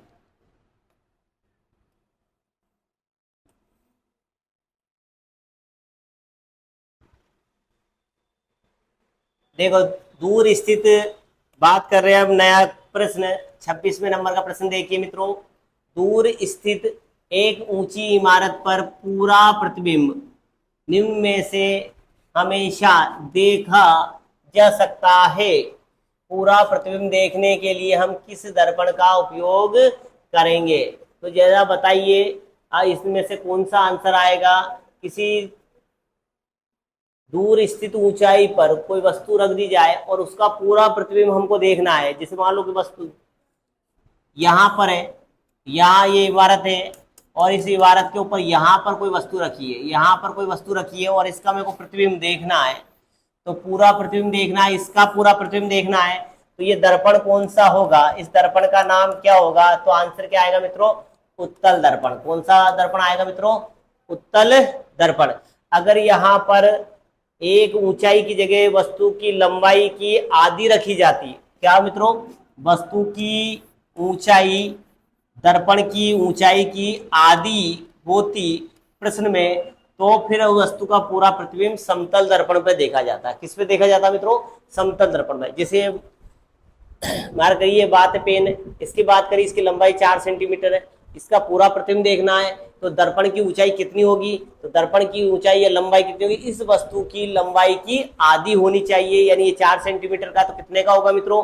ये कितने पर रखी जाएगी? तो ये 2 सेंटीमीटर ऊंचाई पर दर्पण रखा जाएगा। तो वो प्रश्न किसका था? समतल दर्पण का। इसमें पूछा गया पूरी वस्तु का पूरा प्रतिबिंब देखना है, और वहां पर पूछा था समतल दर्पण, तो वस्तु की ऊंचाई पूछी थी। वहां पर यहाँ पर ऑलरेडी क्या दे दिया है? एक ऊंचाई दे दी है ना। ठीक मित्रों, नेक्स्ट प्रश्न देखिए। तो फिर इसलिए आंसर क्या आया इसमें? उत्तल दर्पण।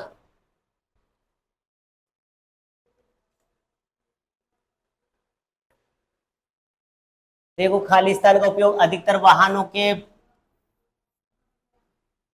पार्श्व दर्पण के रूप में किया जाता है। यानी यहाँ पर दर्पण पार्श्व दर्पण या पार्श्व के रूप में किया जाता है, साइड में। पार्श्व बोले तो पार्श्व दर्पण के रूप में किया जाता है।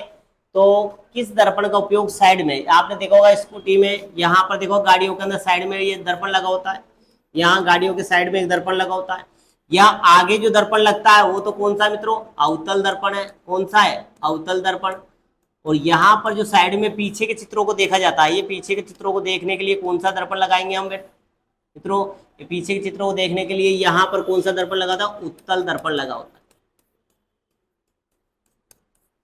प्रश्न ध्यान रखिए, हम दर्पण बात कर रहे हैं, आपसे पूछ ले कोई निकट दृष्टि दोष है, निकट दृष्टि दोष में चश्मे के अंदर कौन सा दर्पण लगेगा? तो भैया दर्पण चश्मे में नहीं लगता। ध्यान रखिए, दर्पण चश्मे में नहीं लगता। चश्मे में दर्पण नहीं लगते। चश्मे में क्या लगते हैं मित्रों? लेंस लगते हैं। क्या लगते हैं? लेंस लगते हैं। क्या लगते हैं? लेंस। तो आपको ध्यान रखिए, आपसे पूछ रहा पीछे के चित्रों को देखने के लिए जो दर्पण लगा होता है, ये दर्पण गाड़ियों में, वाहनों में, ये दर्पण कौन सा होता है मित्रों? उत्तल दर्पण। कौन सा दर्पण होता है? उत्तल दर्पण। अधिकतर वाहनों के पार्श्व दर्पण के रूप में काम में लिया जाता है, यानी पीछे के चित्रों को देखने के लिए काम में लिया जाता है। तो कौन सा आंसर आएगा? उत्तल दर्पण। कौन सा मित्रों? उत्तल दर्पण बिल्कुल राइट आंसर है। आगे बढ़ते हैं हम।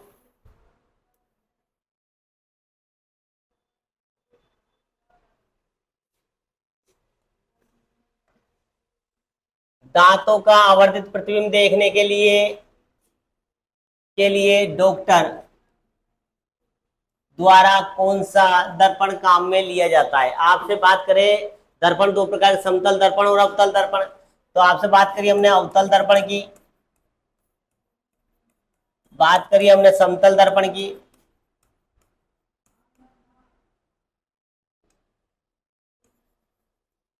तो बात कर रहे हैं हम, देखो अवतल दर्पण की, और दूसरा बात कर रहे हैं समतल दर्पण की, और बात कर रहे हैं हम उत्तल दर्पण की। कौन सी?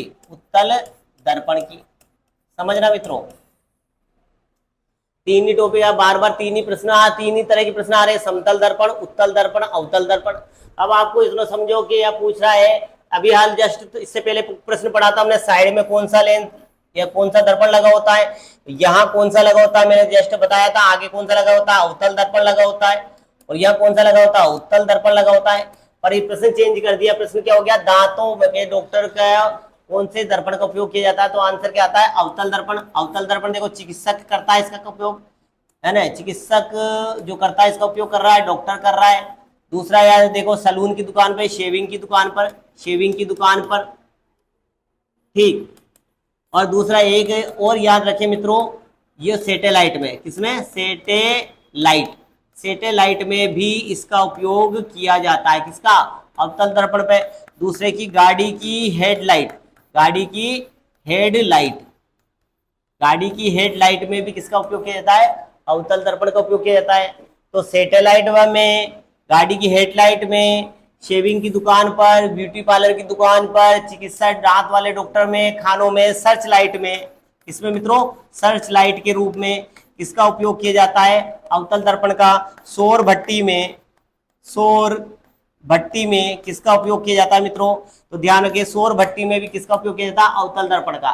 तो ध्यान रखिए, दंत चिकित्सक बोले दांत कान नाक, दांत कान नाक की बात करें तो अंदर के आंतरिक अंगों की बात करें, नेत्र की बात करते हैं, नेत्र की बात करते हैं, तो इसमें कौन से यह उपयोग किया जाता है? अवतल दर्पण का उपयोग किया जाता है। और नया प्रश्न देखिए आप, सैटेलाइट के अंदर, उपग्रह के अंदर भी इसका उपयोग किया जाता है, गाड़ी की हेडलाइट में भी इसका उपयोग किया जा रहा है, सर्च लाइट में भी इसका उपयोग किया जा रहा है, सौर भट्टी में भी इसका उपयोग किया जा रहा है। किसका? अवतल दर्पण का। फिर बात कर रहे हैं हम उत्तल दर्पण की, तो उत्तल दर्पण का क्या जाता है? साइड मिरर के रूप में, साइड दर्पण के रूप में, या पीछे के दृश्यों को देख, पीछे के दृश्य देखने के लिए, पीछे के दृश्य देखने के लिए साइड मिरर के रूप में किया जाता है। कौन सा? उत्तल दर्पण का। दूसरा ध्यान रखिए, एटीएम मशीन में, एटीएम एटॉमिक टेलर मशीन, जो ये एटीएम होता है, एटीएम, एटीएम में भी इसका उपयोग किया जाता है। ध्यान रखिए, एटीएम में भी किसका उपयोग किया जा रहा है?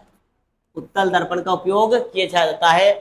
एटीएम के ऊपर देखोगा आपने एक छोटा सा दर्पण लगा होता है, यहाँ पर एटीएम के ऊपर, जो एटीएम देखा होगा, इस एटीएम के ऊपर यहाँ पर एक छोटा सा दर्पण लगा होता है। ये दर्पण भी कौन सा है? उत्तल दर्पण का काम करता है। तो इसलिए ध्यान रखिए, एटीएम के ऊपर कौन सा दर्पण लगा होता है? उत्तल लगा होता है। साइड मिरर कौन सा लगा होता है? उत्तल दर्पण लगा होता है। आपसे सोडियम लैंप की पूछ ले तो भी उत्तल दर्पण का उपयोग किया जाता है। नेक्स्ट प्रश्न देखिए मित्रों, एटीएम का वाला मोस्ट इंपोर्टेंट क्वेश्चन है, साइड मिरर वाला तो बार बार पूछा हुआ है, ये तो आपने रट ही रखा है पूरी तरह से।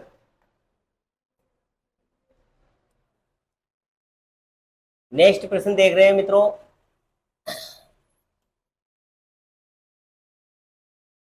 और ये प्रश्न तो हमने थोड़ी देर पहले ही पढ़ लिया है मित्रों। अब पढ़ेंगे नेक्स्ट प्रश्न, एक मिनट के। मोटर वाहनों के पार्श्व दर्पण,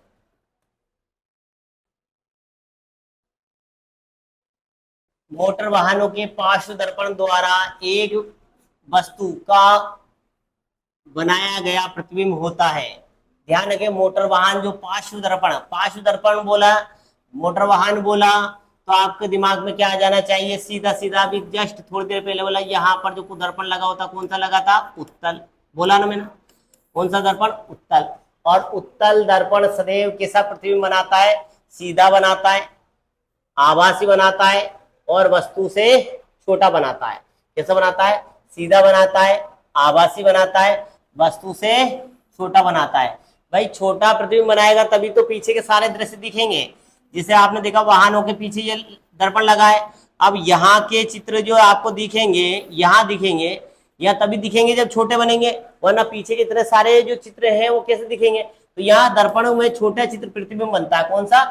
छोटा प्रतिबिंब बनता है। और कैसा बनेगा? सीधा बनता है और आभासी बनता है। कौन सा बनता है? आभासी बनता है। ठीक मित्रों, ये थोड़ा मिस्टेक है, कोई दिक्कत नहीं, आगे बढ़ो।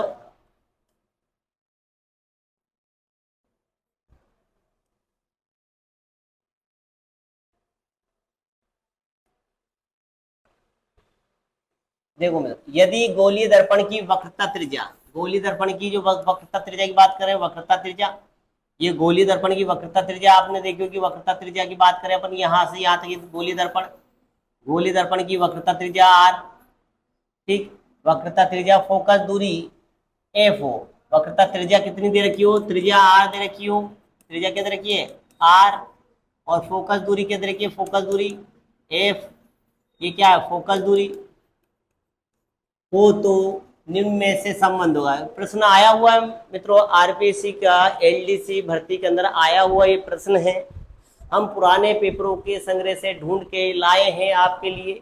इस वीडियो को रखना संभाल कर मेरे बच्चों, बार बार पढ़ते रहे। तो देखो यहां पर देखो, वस्तु का जो प्रतिबिंब कैसा बनेगा, जो इसके बराबर बनेगा, r बराबर 2f हो गया। यहाँ पर क्या हो गया, वक्रता त्रिज्या फोकस दूरी के दुगने के बराबर होती है। वक्रता त्रिज्या क्या होती है, फोकस दूरी के बराबर के दुगने के बराबर होती है। तो आपको ध्यान रखें, तो आंसर कौन सा आ जाएगा मित्रों, इसमें दूसरा आंसर आ जाएगा। फोकस दूरी जो है दे रखी है वक्रता त्रिज्या के बराबर f भरा गया। नेक्स्ट प्रश्न देखिए मित्रों, एक प्रतिबिंब जो पर्दे पर प्राप्त किया जा सकता है क्या कहलाता है। एक ऐसा प्रतिबिंब जो पर्दे पर प्राप्त किया जाता है मित्रों, जल्दी बताइए। एक प्रतिबिंब ऐसा जो पर्दे पर प्राप्त किया जा सकता है, वो कौन सा प्रतिबिंब होगा। एक प्रतिबिंब जो पर्दे पर प्राप्त किया जा सकता है कैसा कहलाता है, ये प्रभासी या आभासी, ये नहीं है। और खराब प्रतिबिंब, ये भी गलत है आंसर। बढ़िया प्रतिबिंब, ये भी गलत है आंसर। आंसर क्या आएगा मित्रों, वास्तविक प्रतिबिंब। ध्यान रखिए, प्रतिबिंब कितने प्रकार के, दो प्रकार के, आभासी प्रतिबिंब, दूसरा वास्तविक प्रतिबिंब। ये पर्दे पर प्राप्त नहीं किया जा सकता, ये पर्दे पर प्राप्त किए जा सकते हैं।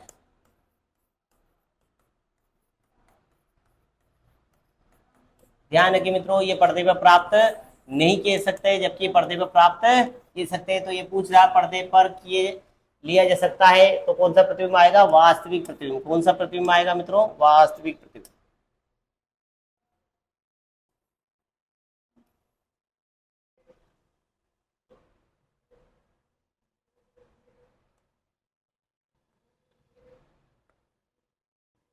एक समतल दर्पण 2 मीटर कितनी होनी चाहिए, एक समतल दर्पण में 2 मीटर कितनी होनी चाहिए प्रतिबिंब देखने के लिए दर्पण की न्यूनतम ऊंचाई। देखो ये प्रश्न है मित्रों कि समतल दर्पण के सामने कोई वस्तु रखी है, ये वस्तु होगी। अब ये वस्तु देखनी हमें पूरी दिखाई देनी चाहिए इस दर्पण के अंदर। तो दर्पण की ऊंचाई पूछिए, किसकी पूछिए, समतल दर्पण में 2 मीटर की कितनी दूरी होनी चाहिए, यानी समतल दर्पण में वस्तु का प्रतिबिंब देखने के लिए दर्पण की न्यूनतम ऊंचाई, किसकी, दर्पण की न्यूनतम ऊंचाई वस्तु की ऊंचाई की आधी होनी चाहिए। कितनी, वस्तु की लंबाई या ऊंचाई की आधी होनी चाहिए। क्या होनी चाहिए मित्रों, आधी होनी चाहिए, आधी होनी चाहिए। दर्पण की न्यूनतम ऊंचाई कितनी होनी चाहिए, वस्तु की ऊंचाई की आधी, यानी 2 का कितना हो जाएगा मित्रों, यहाँ पर 2 का क्या हो जाएगा, 1, क्या हो जाएगा, 2 का 1 हो जाएगा। तो आंसर क्या आएगा आपका, 1 मीटर। कितना आएगा मित्रों, 1 मीटर इसका आंसर आएगा। आप तो ध्यान रखिए मित्रों, समतल दर्पण में 2 मीटर कितनी होनी चाहिए, यानी वस्तु की ऊंचाई, वस्तु की ऊंचाई जैसे दे दी उसने, वस्तु की लंबाई कितनी है, 2 मीटर की है, और मुझे ये वस्तु दर्पण में देखनी है। तो समतल दर्पण की ऊंचाई या उसकी लंबाई जो कितनी रखनी चाहिए, इस वस्तु की आधी रखनी चाहिए। तो वस्तु अगर 2 की है तो 1 रख देना, 4 की है तो 2 रख देना, और दर्पण का प्रतिबिंब बोल दे तो इसको क्या कर देना, दुगना कर देना। उल्टा क्वेश्चन दे दे आपसे, यही प्रश्न दे दे यहां पर, सॉरी यहां पर यही प्रश्न पूछ ले, समझना गौर से। जैसे ये प्रश्न दे दिया समतल दर्पण का, अभी तो पूछा ये समतल दर्पण है, कौन सा दर्पण है, समतल दर्पण। ये हो गया आपका समतल दर्पण। अभी तक तो पूछ रहे थे यहाँ पर वस्तु की, ये दे दिया वस्तु, इस व्यक्ति की ऊंचाई दे दी यहाँ पर 4 सेंटीमीटर। तो दर्पण की ऊंचाई जो होगी, दर्पण की जो ऊंचाई होगी वो कितनी होगी, दर्पण की ऊंचाई कितनी होगी मित्रों, 4 सेंटीमीटर की जगह क्या हो जाएगी, 2 सेंटीमीटर। ये 4 तो ये है, तो इसकी क्या हो जाएगी, आधी हो जाएगी। क्या हो जाएगी, आधी हो जाएगी। लेकिन प्रतिबिंब की दे दी है आपने, प्रतिबिंब यहाँ वो दर्पण की ऊंचाई दे दी। अब क्या दे दी, दर्पण की ऊंचाई दे दी, ये दे दी, 2 दे दी, तो फिर क्या करते हो आप इसको दुगना कर देना। या वस्तु की ऊंचाई पूछ लेगा, क्या पूछ लेगा, वस्तु की लंबाई कितनी होगी। तो ध्यान रखिए प्रतिबिंब कितना है, ये इसकी ऊंचाई कितनी है दर्पण की 2, तो वस्तु की क्या हो जाएगी, दुगनी हो जाएगी। दुगनी होते से क्या आ जाएगा आंसर, क्या हो जाएगा मित्रों, दुगनी हो जाएगी, दुगनी आंसर आ जाएगा 4 आ जाएगा। लेकिन यहाँ क्या पूछा है, दर्पण की, क्या पूछा है, दर्पण की। तो दोनों ही प्रश्न बन सकते हैं, या तो वह दर्पण की ऊंचाई दे देगा तो वस्तु की लंबाई पूछ लेगा, ये वस्तु की लंबाई दे देगा तो दर्पण की ऊंचाई पूछ लेगा। तो दोनों ही प्रश्न उल्टे सीधे आपको दिए जा सकते हैं। तो आपको इसका ध्यान रखें कि आपको पूछा क्या जा रहा है, आपको यही पता नहीं चल रहा है, बस डायरेक्ट रटे जा रहे हो तो फिर तो वह गलत होगा। आप समझिए कि प्रश्न क्या बोल रहा है, वो इस वक्त दर्पण की न्यूनतम ऊंचाई पूछ रहा है। तो दर्पण की न्यूनतम ऊंचाई पूछ रहा है तो यानी क्या पूछा, वस्तु की लंबाई की आधी दर्पण की ऊंचाई होगी। और यदि प्रश्न में दर्पण की ऊंचाई दे दे तो उसका दुगना कर देना और क्या बन जाएगा, वो वस्तु की लंबाई बन जाएगा।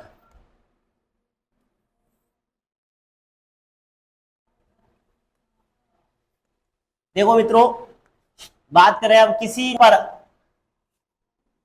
देखो मित्रों हम नेक्स्ट प्रश्न देखते हैं। किसी नियत कोण पर और दो समतल दर्पणों के बीच यदि वस्तु बनने वाले प्रतिबिंबों की संख्या, निम्न में से कौन सा सूत्र सही है।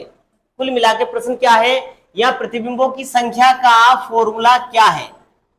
दो समतल दर्पण है, दो समतल दर्पण के मध्य यदि कोई वस्तु रखी है तो प्रतिबिंबों की संख्या कितनी होगी, ये प्रश्न है। यानी आपको देखना है यदि दो समतल दर्पणों के मध्य यदि वस्तु रखी है तो प्रतिबिंबों की संख्या का सूत्र ज्ञात कर, क्या सूत्र। और मैंने आपको बताया प्रतिबिंबों की संख्या, देखो आया हुआ प्रश्न में, और प्रतिबिंबों की संख्या का सही फॉर्मूला कौन सा है मित्रों। देखो यहां पर ये देखिए 180 कोण होता नहीं है, कोण कितना है 360 का, पहला ही आंसर एक्यूरेट राइट हो जाता। देखो क्या था, प्रतिबिंबों की संख्या का फॉर्मूला, प्रतिबिंबों की संख्या बराबर 360 डिग्री बटा दर्पणों के बीच बनने वाला कोण, दर्पणों के बीच बनने वाला कोण क्या है, थीटा। ये कोण क्या कहलाता है, थीटा। थीटा कोण और माइनस क्या जाएगा 1, क्या जाएगा -1। इससे क्या स्पष्ट होता है कि आपका आंसर कौन सा सही है, फर्स्ट आंसर बिल्कुल एक्यूरेट राइट है। तो आपको ध्यान रखिए मित्रों, ये भी आया हुआ प्रश्न है, आपको इससे ही प्रश्न पूछे, प्रतिबिंबों की संख्या पूछी तो संख्या आपने बताया, यदि संख्या सम आती है तो क्या करोगे मित्रों, सम संख्या पर क्या कर दोगे आप, -1 कर देना। क्या कर देना, -1 कर, विषम पर कोई परिवर्तन नहीं होगा।